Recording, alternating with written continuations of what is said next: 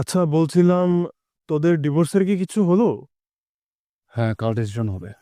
ও, আহ, তা বলছিলাম অ্যালিমনি কিছু চেয়েছে?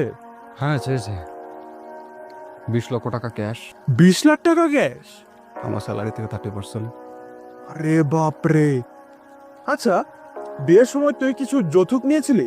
তুই ভালো করে জানিস আমাদের বংশে যৌতুক নেয়া অপরাধ বলে গণ্য হয়। আচ্ছা, যৌতুক যদি ক্রাইম হয় তাহলে ডিভোর্সের পরে অ্যালুমিনিও তো ক্রাইম।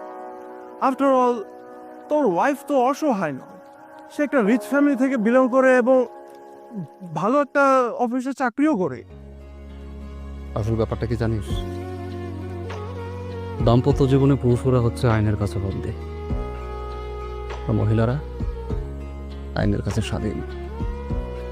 তার থেকে বড় কথা হচ্ছে আপনার ডিভোর্স বেশিরভাগ মেয়েরাই তো নিচ্ছে, তো আমার বউ বাদ যাবে কেন? আচ্ছা, এই দেশের আইন কি কোনোদিনও বদলাবে না? I don't know.